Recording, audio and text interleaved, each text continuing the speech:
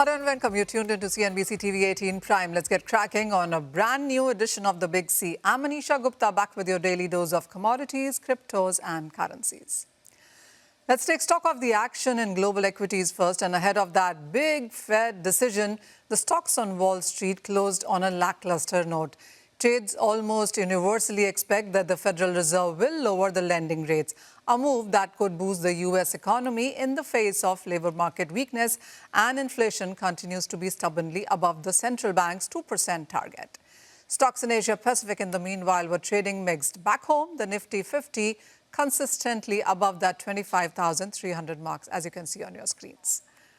Steady trade across asset classes is what we're looking at right now, especially with prices in crude holding steady at around those 2-week highs as Street watches out for the rate outcome. Meanwhile, all eyes will also be on that OPEC Plus meeting in Vienna this week.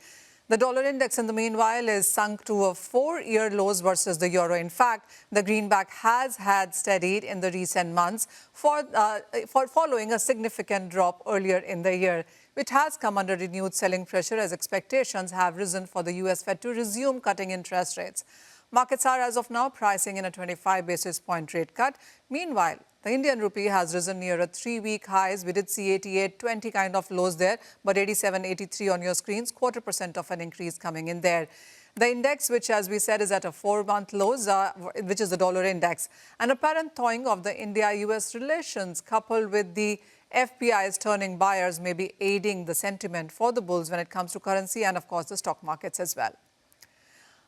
A CNBC survey shows majority of the participants now believe that the Trump's Fed pressure campaign will lead to higher inflation and weaker growth.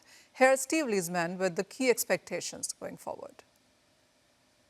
Considerable disagreement among respondents to the CNBC Fed survey, not over what the Fed's going to do, but what they should do, and growing concern over President Trump's intentions for Federal Reserve independence. Here's the Fed expectations chart. 97% think the Fed's going to cut by 25, but only 41% think the Fed should cut by that amount. 62% say Federal Reserve Governor Cook will remain on the Fed. In other words, the president will not be successful, is the expectation, in firing her. 55% say CEA Chair Stephen Miron's unpaid leave from the CEA chair is inappropriate. And 82% say President Trump is trying to limit or eliminate Federal Reserve independence. When it comes to what respondents believe the president's intentions are for Fed independence, 41% say limit it, 41% say eliminate it, just 10% think the Fed is supporting it. For the record, Treasury Secretary Scott Bessent and Stephen Miron have supported Fed independence in public comments. But the effects of these presidential actions, 68% believe it will lead to higher inflation, 57% believe it will lead to higher unemployment, 54% believe it will lead to lower economic growth, and a division there over whether it means higher or lower interest rates, but 74% say it will mean a lower value to the U.S. dollar. Okay, what about when it comes to the meeting today? 41% think a 25 basis point cut is appropriate, but 28% think the Fed should cut 50. 28% say the Fed shouldn't cut at all. This mirrors disagreements we know about on the Fed over the right policy in the face of somewhat higher inflation, but flagging job growth. Our 29 respondents put the current 2025 year-end funds rate at 3.6%. That's down about 30 basis points from our July survey, you can see there. And then a pretty good drop for 2026, down to 3.13. What's important about that number is the long-run rate is 3.2%. So the belief that the Fed gets relatively quickly by the end of next year to the terminal or long run rate. Last night, as you said, an appeals court cleared the way for Fed Governor Lisa Cook to remain on the Fed board, rejecting the administration's attempt to overturn an injunction on President Trump's firing. And CEA Chair Stephen Miron approved by the Senate. So a full slate of 12 voters will take up the issues, not only of what the Fed does today, but what it signals for future policy. Worth pointing out, there's little sign of these concerns about Fed independence in either the bond or the stock market, and I suppose that's another conversation to have. All right, that's various probabilities and, of course, computations on what really could conspire going forward when it comes to interest rates, inflation, and, of course, expectation of further rate cuts after we see the US Fed meeting do what they have to do today. Sabrin Chowdhury is head of Commodities BMI. She now joins us to her sense on much of that. Sabrina, hi, thank you so much for joining in. First of all, what is your sense? Because everything right now is revolving around on what the US Fed does today. Are you in a camp which believes that 25 basis point of a rate cut is a given? So we do expect a 25 basis points cut today at the Fed meeting, and that has been the main driver of higher commodity prices in all of September. So most of the commodity sub-asset classes are up in the month to date, and this is because of expectations of a US Fed rate cut finally this month, 25 basis points, and once again in December, 25 basis points then too. So you are in a camp which believes that two rate cuts, 25 basis point each and 50 basis point by the end of this year. What is also your sense in the first quarter of 2026? So there should be another rate cut in 2026 overall. I can't say for as yet, which month that would be. But from now to the end of 2026, we do expect looser monetary policy. Sabrin, comment on the gold prices then, and they seem to be factoring in 25 basis points, even more for that matter. The way it has been surging, it is overbought, it is overheated, and there is some consolidation right now today, but that's majorly ahead of the US Fed. Apart from that, everything else seems still in support. The de-dollarization as a major theme seems to be working here. Central bank buying is another one. How are you looking at the gold prices from here? The gold is definitely heated up, and this was expected. Gold thrives on uncertainty. Gold thrives on US Fed rate cuts. So the long-awaited rate cut happening right now definitely has been boosting gold. The losses today is mainly due to profit taking. We do expect gold prices to remain elevated. Prices will continue to be elevated because obviously, as I mentioned, there will be another rate cut, most likely in December.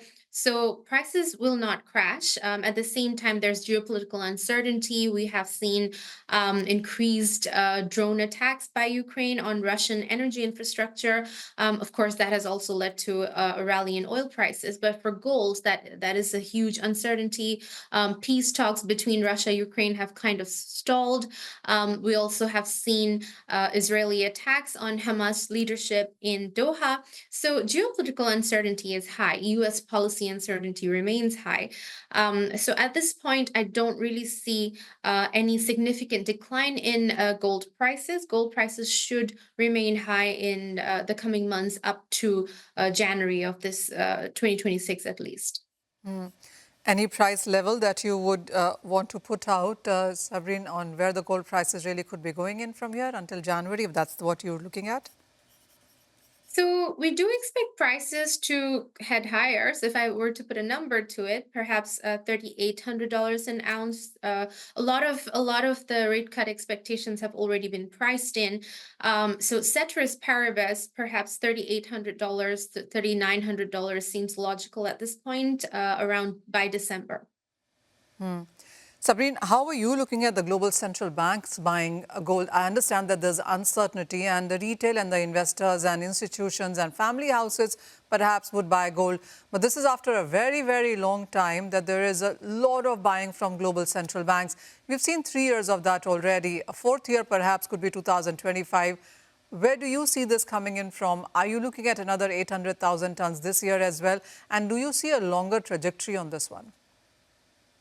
So central banks will continue to purchase gold. And this is, of course, due to a number of factors. One of them is the increasing distrust in the US dollar as well, and the weakness in the US dollar. So to hedge against inflation, to hedge against dollar weakness, to hedge against geopolitical uncertainty in general, many emerging markets, markets like markets in Central Asia, Turkey, also Russia, China, mainland China, India, these markets have all been investing in gold. So we do expect this trend to continue into 2026 as well. There should be increasing holdings of gold by central banks, and also because the value of gold has increased quite a lot. So it is comparable.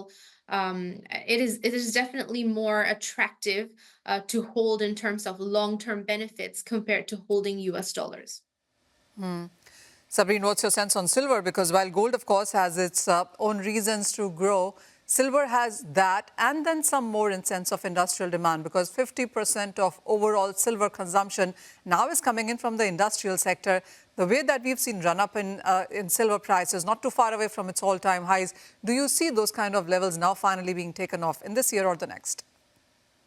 So just like other precious metals, like gold, silver has also been rallying. In terms of industrial aspect, we still see PMI figures in the red, except for the Eurozone. Activity in the Eurozone has started to stabilize.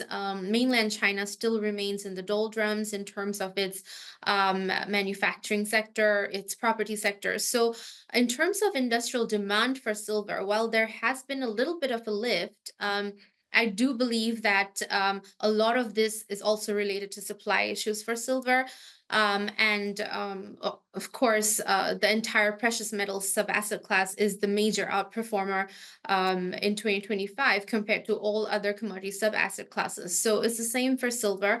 Prices should remain supported. And with looser monetary policy, we do expect demand for commodities in general to pick up slightly as we enter 2026, as more activity, requires more industrial metals, so as well as precious metals, including silver, platinum. So prices should hold up into the next year. Sabrin, we've seen some support come in for the base metal prices also. Copper, aluminum, zinc is all trading at a multi-week and a multi-month highs there. The decline in US dollar, and then, of course, there are inventory concerns. Markets do believe that going forward, metals could be the place to be. How are you looking at the overall segment?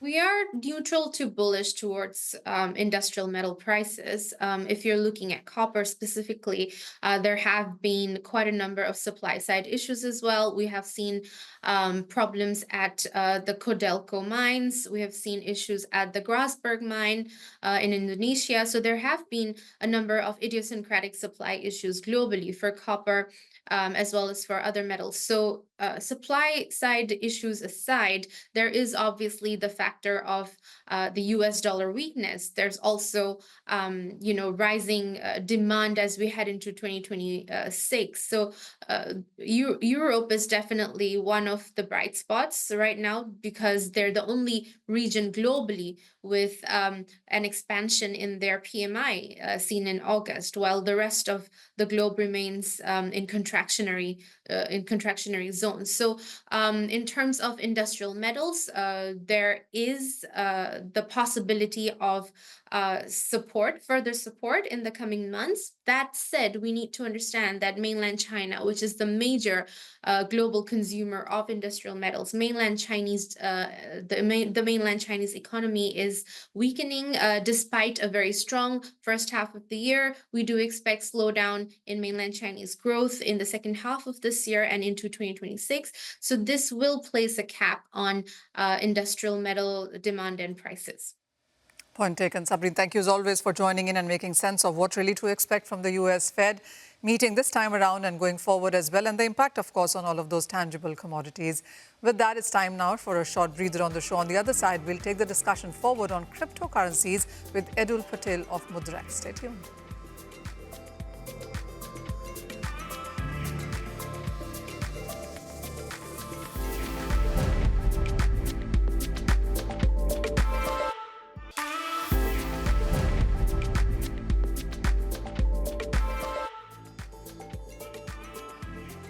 Welcome back. Edul Patel is CEO Mudrex, and he joins us live on the show now. Edul, hi. Thank you so much for joining in.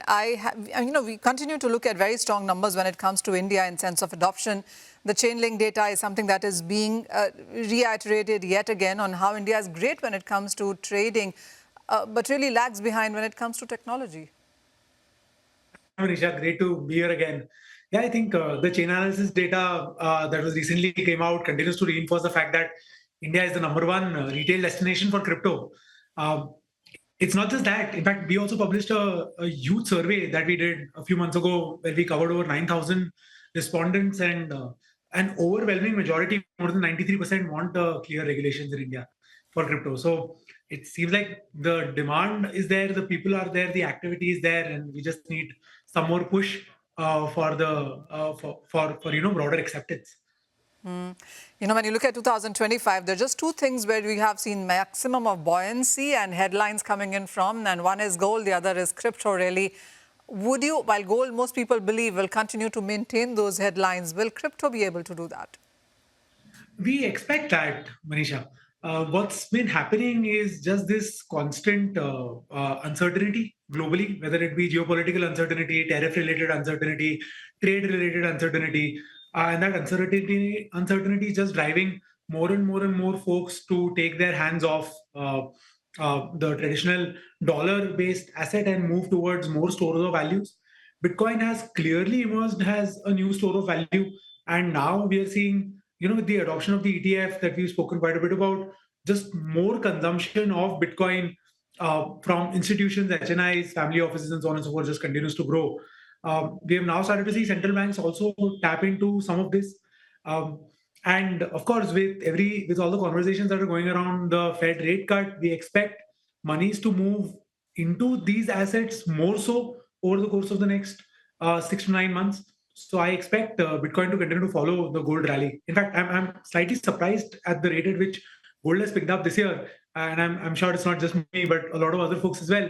But Bitcoin, we continue to believe that will follow gold's lead and will continue its rally mode over the next few months.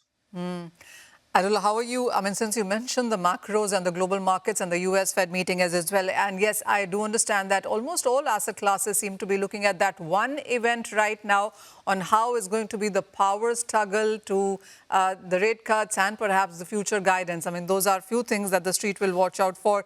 What is the crypto or the digital assets marking looking at US Fed? What kind of an impact would we see here? Correct. So I think as we stand today, the last week has been one of the best weeks in terms of total ETF demand for Bitcoin. A record 2.2 billion has moved into Bitcoin ETFs over the last 5-6 days. It's not just that. We've seen all-time high derivative volumes, all-time high spot trading volumes, all reflecting the fact that there is very high confidence. It's not just trading volumes. If you check out Polymarket, which is one of the largest prediction markets out there, it's predicting a 93% probability of a 25 basis point rate cut today. Apart from that, it's also predicting a 45% likelihood of up to 3 rate cuts this year, and that's the highest. So the market clearly seems to be thinking that we are going into a loosening cycle. Rates will be cut a bunch of times over the course of this year. I think broadly we are seeing that crypto markets have kind of priced in a 25 basis point rate cut right now. We expect prices to fall if it continues at this 25 basis points, or there is a surprise announcement of no rate cut. Having said that, if we see a couple of more announcements of similar rate cuts in this year, then we expect all like a ginormous rally to come in. All right. Edul, what we're showing on our screens really is a constant blockchain adoption that we have seen from various companies and the kind of market capital in $1 billion that we have seen many of them attain as well. Going forward, and blockchain, of course, is the base of it all, and then you need a native on that, and that's how a crypto comes, etc. You talked about ETFs, and I'll break it into two questions, really. First is about the ETFs, then record inflows, as you mentioned. But it's more about Bitcoin and Ethereum, of course, in other countries. There also is this launch of perhaps meme coins being talked about as well if Dogecoin does go through that. One, how are you looking at ETF as a market? And second, when it comes to blockchain as an overall technology, how are you looking at the adoption of that in various other countries, apart from US, because that clearly seems to be leading it, but from other countries, because the kind of investments that you've seen from all of these companies get into blockchain as a technology and the adoption therein has been quite strong. Got it. So I think it's a great question, Manisha, and I might just take a few more minutes to go deeper. When people talk about crypto and say that someone should regulate crypto, that's an extremely vague statement to make, simply because saying that someone should regulate all of crypto means that someone should regulate all of finance. And finance is basically wealth, savings, investments, insurance, credit, which means that it covers the RBI, the SEBI, the insurance regulators, and so on and so forth, right? Uh, as a result of that, what really happens is that you can't have some common regulator or common infrastructure across all of this. But what necessarily happens is that there are use cases that emerge, and then you end up regulating those use cases and building businesses and systems around it. And as things stand, we are seeing two use cases that have emerged clearly in this world of crypto already.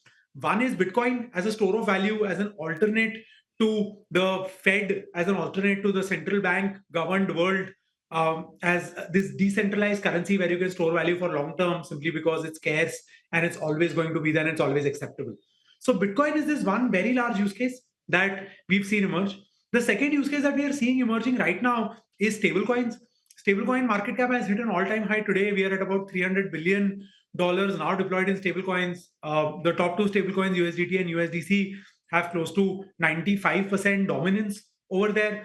And the usage of stablecoins as a store of value in dollars, as a local payment method in the US, in most of LATAM and a lot of Nigeria and other African countries, as well as an instrument for cross-border payments, is rapidly growing adoption. It is rapidly growing in terms of acceptance and in terms of adoption.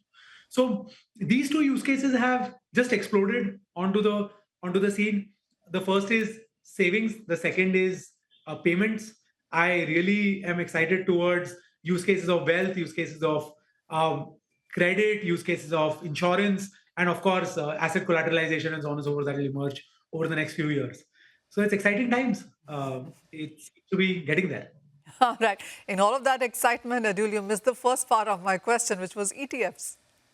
Yeah, my bad. So, like the reason I wanted to, I mentioned about Bitcoin as its and a store of value being the use case is that ETFs actually demonstrate that. ETFs are in Bitcoin ETFs are now at all-time high. We've seen the ETH ETF come out, the Solana ETF come out, and now of course there are speculation or conversations going on for meme coin ETFs as well as index ETFs, which are a mix of these assets. I think that's just a sign of more development of the market. We are just seeing there being a lot of institutional demand, and for all of these alt assets, and that institutional demand being fulfilled by this instrument that is the ETF, because the ETF actually takes away a lot of the other complexity associated with buying, selling, trading, and holding crypto, especially the security complexities associated with it. So for anyone who is an HNI, a family office, an institutional investor who doesn't want to get into the complications of holding their assets and securing custody of their assets, the ETF is a great instrument. And that's why we are seeing this demand grow. Bitcoin, of course, started it. ETH and Solana have followed, and now we are seeing this much more come to the scene. I think this trend will continue. It's something that is a consequence of demand out there. By the way, separately, we track something called as an altcoin index that talks about the relative pricing of altcoins versus BTC and ETH and seeing how far up that is. Altcoin index hit all-time high a couple of days back. So clearly in this zone where demand for alt assets continues to grow, apart from just BTC and ETH. Oh, well, yes, there's plenty happening in the crypto as a space. And as you rightly said, well, there's so much to it there and not one regulator can be looking at it. There's altcoins, there's stable coins, and there's just so much derivatives to it that, yes, this is something that really will have to be thought through as we go ahead from here and ever evolving as a subject and as a regulation part as well. Edul, as always, thank you so much for joining in. That was a great conversation. But with that, that's all the time that we have on this episode of Big C. Thank you for watching.